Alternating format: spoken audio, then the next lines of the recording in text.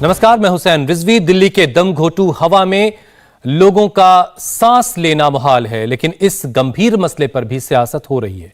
BJP ने pollution control को लेकर केजरीवाल सरकार की मंशा पर सवाल उठाया है। केजरीवाल पर राजनीति करने का आरोप लगाया। बीजेपी प्रवक्ता संबित पात्रा ने इसे लेकर प्रेस कॉन्फ्रेंस की और कहा कि केजरीवाल ने पराली डिकंपोज करने के कैप्सूल पर देश भर में विज्ञापन दिया। 40,000 के कैप्सूल पर 16 करोड़ रुपए खर्च कर दिए। इस पर आम आदमी पार्टी की तरफ से पलटवार हुआ। दिल्ली सरकार के मंत्री गोपाल राय ने कहा कि बीजेपी को योगी के विज्ञापन क्यों नजर नहीं आते, दिल्ली में यूपी के सीएम की होर्डिंग का क्या काम है। 15 करोड़ 80 लाख 36,828 रुपए खर्च किया गया। 40,000 रुपए का कैप्सूल लिया गया और 15 करोड़ 80 लाख 36,828 रुपए खर्च किया गया एडवर्टाइजमेंट करने के लिए। और किसको? कितने अच्छे हैं अरविंद केजरीवाल जी। केवल दिल्ली में नहीं, पूरे भारतवर्ष के किसानों को उन्होंने 40,000 रुपए के कैप्सूल को लेकर पूरे भारतवर्ष में एडवर्टाइजमेंट किया। कहीं केरल के किसान अगर नहीं समझ पाएंगे कि पराली क्या होता है, बेचारे मध्य प्रदेश के किसानों को भी तो उनको एजुकेट करना है। उत्तर प्रदेश, हरियाणा, पंजाब के किसान तो अरविंद केजरीवाल जी का जीना ही दुभर कर रखे हैं पराली जला जला के। तो इन्होंने 16 करोड़ रुपए लगभग खर्च कर दिए ताकि जो बाकी राज्य के किसान हैं ये भी सब एजुकेटेड हो जाएं। आप जरा सोचिए, ये पूसा इंस्टीट्यूट तो दिल्ली की नहीं है। ये जो इतना बार बार लिख रहे हैं कि पूसा इंस्टीट्यूट ने दिया, ये तो साइंटिस्ट्स ने किया। अरविंद केजरीवाल जी ने केवल उनको 40,000 रुपीज दिया। मेरा ये कहना है ना कि उनकी प्रॉब्लम कुछ और है, उनको पराली का समाधान नहीं चाहिए। पूरे दिल्ली के अंदर योगी जी की होर्डिंग लगी हुई है। संबित पात्रा जी को कभी दिखा? उत्तर प्रदेश के मुख्यमंत्री हैं, होर्डिंग पूरे दिल्ली में पट्टी होती, कभी दिखा उनको? उनकी प्रॉब्लम ये नहीं है, उनकी प्रॉब्लम ये है, वो अलग प्रॉब्लम है कि आम आदमी पार्टी फैल कैसे रही है। मसला आज प्रदूषण का है और प्रदूषण के ऊपर मैं जिम्मेदारी से कहना चाहता हूं कि जितना पैसा केंद्र सरकार दे रही है उसके आधे पैसे में सभी पराली के प्रबंधन का काम हो सकता है। उसके लिए डायरेक्शन की जरूरत है। राज्य सरकारों के पास टीम है और उसके लिए पूसा इंस्टीट्यूट केंद्र सरकार का, वो प्रशिक्षण देने के लिए साइंटिस्ट तैयार हैं। वो दिल्ली के अंदर घूम घूम करके काम कर रहे हैं, वो सब जगह करने को तैयार है। उस चीज को डाइल्यूट करने की कोशिश हो रही है। हमारे संवाददाता देवेंद्र पराशर इस पर और ज्यादा बातचीत के लिए हमारे साथ जुड़ चुके हैं। देवेंद्र, सुप्रीम कोर्ट की तरफ से फटकार लगी है सभी सरकारों को, केंद्र सरकार से लेकर राज्य सरकारों को, बावजूद इसके सियासत ज्यादा हो रही है। प्रदूषण कम करने पर ध्यान उतना नहीं दिया जा रहा जितना दिया जाना चाहिए। और दोनों ही सरकारों की अगर बात कर लें हुसैन, तो अपने अपने फटकार को नज़रअंदाज करके दूसरे के फटकार को दिखाने में ज़्यादा दिलचस्पी दिखा रहे हैं। आज के अगर बात कर लें तो आज जो आंकड़े दिए गए हैं वो आंकड़े निश्चित तौर पे अरविंद केजरीवाल के ऊपर विज्ञापन को लेकर, जिसपे कोर्ट में भी एक टिप्पणी आई थी, उसको लेकर सवाल खड़ा होता है। और वैसी स्थिति में ये जो आंकड़े आए थे उसमें RTI के मार्फत वो एक जानकारी सामने आई है। दूसरी चीज़ की विधानसभा में बीजेपी के विधायक ओम प्रकाश शर्मा, उन्होंने एक लिखित सवाल पूछा था, उसके जवाब के आधार पर बीजेपी ने आज ये आरोप लगाया और हमला अरविंद केजरीवाल के ऊपर कि किस प्रकार से महज 40,000 करोड़ रुपए का डिकम्पोज उन्होंने कर दिया। पूरे विज्ञापन में तकरीबन 16 करोड़ रुपए खर्च कर दिया गया। तो कुल मिलाकर अभी भी आप देखें तो प्रदूषण के मसले पे दोनों तरफ से ही पॉलिटिक्स ज़्यादा हो रही है। उस लिहाज से यहाँ के लोगों को निश्चित तौर पर उम्मीद है कि कम से कम जल्द से कुछ ऐसा समाधान निकले ताकि इस दमघोटू वातावरण से मुक्ति मिल सके। हालांकि राजनीति जाहिर तौर पर हुसैन समझ सकते हैं आप कि ऐसे मौके पर ना हुई भला कैसे संभव है। कल बीजेपी 40,000 रुपए का एक चेक भी देने वाली है अरविंद केजरीवाल को। देवेंद्र, लेकिन इस बात का जवाब बहुत साफ सा नहीं मिल सका गोपाल राय से कि ये 40,000 रुपए के पराली कैप्सूल को लेकर के जो 16 करोड़ खर्च किए गए वो एक अलग की बात है, लेकिन वो कैप्सूल कितने लिए गए, उससे कितना फायदा पहुंचा, इन सारे सवालों का जवाब नहीं मिला।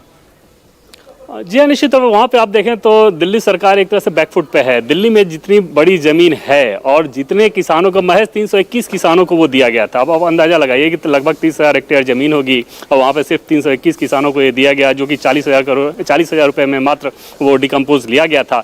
लेकिन इस मसले को लेकर जो विज्ञापन दिया गया दिल्ली सरकार के द्वारा और वो देश में अलग अलग हिस्सों में दिया गया था, तो उस विज्ञापन की जो धनराशि थी वो दिल्ली सरकार ने ही वो जानकारी दी है कि 15 करोड़ 80 लाख से ज़्यादा रुपए खर्च किया गया है उसके विज्ञापन को लेकर। और आज आप देखें तो दिल्ली सरकार की तरफ से इस पे जो सफाई भी दी गई, वो सफाई देने के बजाय ये कहा गया कि योगी आदित्यनाथ का विज्ञापन यहाँ पे क्यों है, या आम आदमी पार्टी देश भर में फैल रही है इसके चलते। जाहिर तौर पर इस विज्ञापन के पीछे आम आदमी पार्टी की सोच यही रही होगी कि इसका फायदा उठा के केजरीवाल को ज़्यादा से ज़्यादा पॉपुलर दिखाया जाए, उनके काम को ज़्यादा से ज़्यादा बेहतर दिखाया जाए।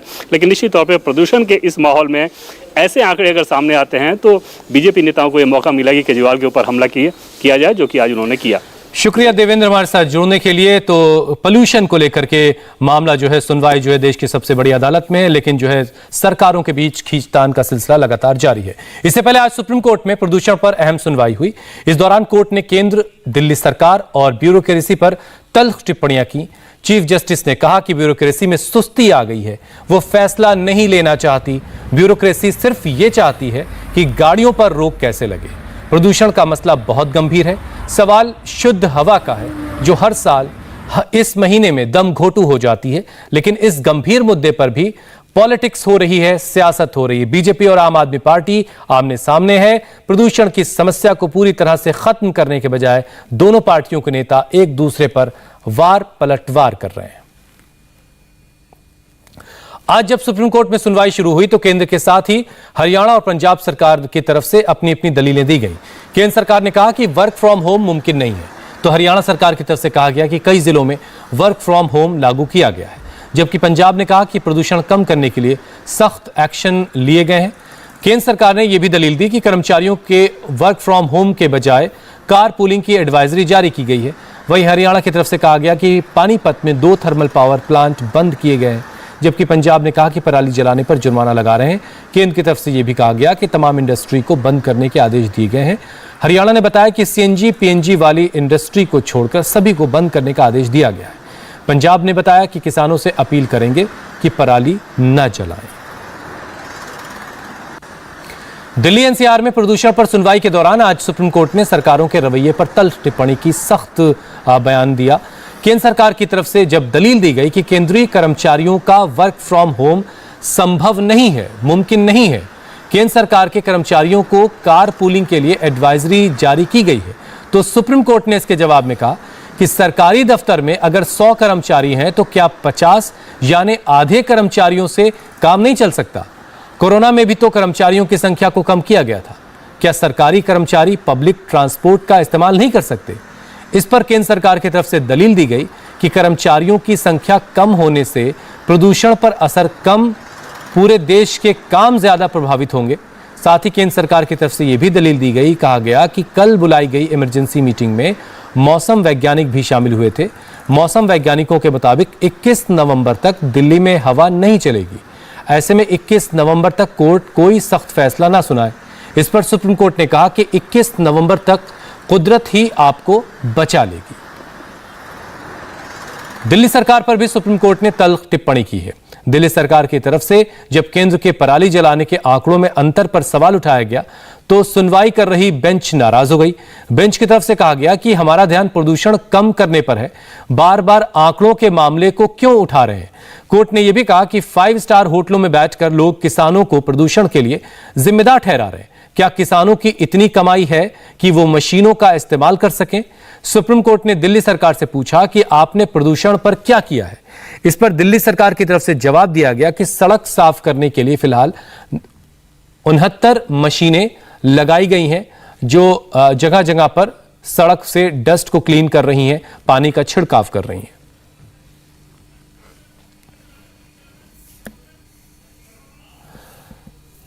सुप्रीम कोर्ट की सख्ती के बाद दिल्ली सरकार ने कई बड़े फैसले लिए हैं। दिल्ली में अब कंस्ट्रक्शन और डिमोलिशन पर 21 नवंबर तक रोक रहेगी। सरकारी विभागों में 21 नवंबर तक 100% वर्क फ्रॉम होम रहेगा। स्कूल कॉलेजेस अगले आदेश तक बंद हैं। साथ ही जरूरी सेवाओं को छोड़कर दिल्ली में दूसरी गाड़ियों की एंट्री पर भी पाबंदी लगा दी गई है। दिल्ली के अंदर कंस्ट्रक्शन और डिमोलिशन बैन 21 तारीख तक के लिए 21 नवंबर तक के लिए एक्सटेंड कर दिया गया है। यानी दिल्ली में 21 तारीख तक कंस्ट्रक्शन और डिमोलिशन कार्य पर बैन रहेगा। दिल्ली के अंदर 100% सरकारी विभागों में वर्क फ्रॉम होम रहेगा, 21 तारीख तक एक्सटेंड कर दिया गया है। दिल्ली में school, college, institutes, training centres, library, ये सभी फर्दर ऑर्डर तक बंद रहेंगे। दिल्ली के अंदर हमने बाहर से एसेंशियल सर्विस को छोड़ करके जो गाड़ियां दिल्ली में इंटर करती हैं उनको बंद करने का निर्देश दे दिया गया है। पुलिस विभाग और ट्रांसपोर्ट मिल करके इसको इंश्योर करेगा। दिल्ली के अंदर पब्लिक ट्रांसपोर्ट को बढ़ाने के लिए 1000 प्राइवेट सीएनजी बसों को हायर करने की प्रक्रिया कल से शुरू की जाएगी, जिससे 1000 अतिरिक्त बसें जो प्राइवेट बसें हायर करके हम सड़क पर उतारेंगे, जिससे लोग पब्लिक ट्रांसपोर्ट का अधिक से अधिक उपयोग करें। प्रदूषण की वजह से लोगों को किस तरह की दिक्कतें आ रही हैं, इसे लेकर हमारे संवाददाता जतिन शर्मा ने डॉक्टर देवेंद्र कुंद्रा से बातचीत की है। बीते कुछ दिनों में दिल्ली में पॉल्यूशन बेहद गंभीर श्रेणी में दर्ज किया जा रहा है और अब इसका असर दिल्ली वासियों पर भी पड़ना शुरू हो गया है। और अस्पताल की अगर हम बात करें तो रोजाना इस तरीके के केसेस दिल्ली के अस्पतालों में पहुंच रहे हैं जहां लोगों को सांस लेने में दिक्कत हो रही है। हमारे साथ डॉक्टर देवेंद्र कुंद्रा जी हमारे साथ मौजूद हैं। सर, किस तरीके के केसेस आप लोग इन दिनों फेस कर रहे हैं? जो केसेस आ रहे हैं वो क्या परेशानी, क्या सिम्टम्स उसमें आप लोगों को दिख रहे हैं? जैसे अब एयर क्वालिटी इंडेक्स पुअर हुआ जा रहा है, दिन प्रतिदिन पुअर से वेरी पुअर भी हुआ है और एयर पोल्यूशन लेवल भी काफ़ी ज़्यादा बढ़ गया है। डस्ट इंक्रीज हो गया एनवायरनमेंट में, गैसेस, फ्यूम्स, कई सारे मिक्सचर गैसेस के जो कि एयर के अंदर आ गए हैं, जिससे एयर पोल्यूशन बहुत ही ज़्यादा बढ़ता जा रहा है। ये लोगों की हेल्थ को एक थ्रेट दिया जा रहा है। और जिन पेशेंट्स को ऑलरेडी क्रॉनिक लंग डिजीजेज है, जैसे मैं बात करूं जिनको अस्थमा है, सीओपीडी है, लंग फाइब्रोसिस के पेशेंट हैं, या वो पेशेंट जिनको कोविड हुआ था, जिनके लंग डैमेजेस हुए थे moderate to severe covid disease के बाद, उनमें ये प्रॉब्लम बहुत ज़्यादा देखी जा रही है। सर, रोजाना कितने केसेस आप लोग इस तरीके से डील कर रहे हैं? क्योंकि पिछले 2 से 3 हफ्तों का अगर हम जिक्र करते हैं तो वेरी पुअर कैटेगरी में हम लोग देख रहे हैं एयर क्वालिटी इंडेक्स को। तो रोजाना कितने पेशेंट आप लोग इस तरीके से देख रहे हैं, ट्रीट कर रहे हैं? देखिए, काफ़ी पेशेंट आ रहे हैं। अगर मैं पूरे डे की एक बात करूं, मेरे पास अगर ओपीडी में मैं कहूं तो करीब 15 से 20 पेशेंट ऐसे आते हैं जिनको रेस्पिरेटरी प्रॉब्लम्स हो रही हैं। जैसे कि मैं एक चेस्ट स्पेशलिस्ट हूँ, मेरे पास आते ही रेस्पिरेटरी के पेशेंट हैं, पर न्यू पेशेंट्स काफ़ी आ रहे हैं। 50 to 60% तो न्यू पेशेंट हो गए जिनको रेस्पिरेटरी प्रॉब्लम हो रही है, जिसमें अगर मैं कहूँ 50% तो मिडिल एज या यंग पेशेंट्स आ रहे हैं। बहुत बहुत शुक्रिया सर इंडिया टीवी से बात करने के लिए। डॉक्टर कुंद्रा जो बता रहे हैं कि रोजाना 15 से 20 पेशेंट वो इसी तरीके से डील कर रहे हैं। उनमें कुछ ऐसे पेशेंट्स भी हैं जो स्मोकिंग नहीं करते लेकिन उनको भी सांस लेने में परेशानी इन दिनों देख रही है। वजह यही है कि पॉल्यूशन का असर जिस तरीके से दिल्ली में बढ़ रहा है। प्रिकॉशन उन्होंने बताया कि अर्ली मॉर्निंग और लेट इवनिंग आप लोग बाहर ना निकलिए, क्योंकि इंडिया टीवी हर वक्त हर जगह डाउनलोड करने के लिए सर्च करें India TV news Google play store या ऐप स्टोर पर।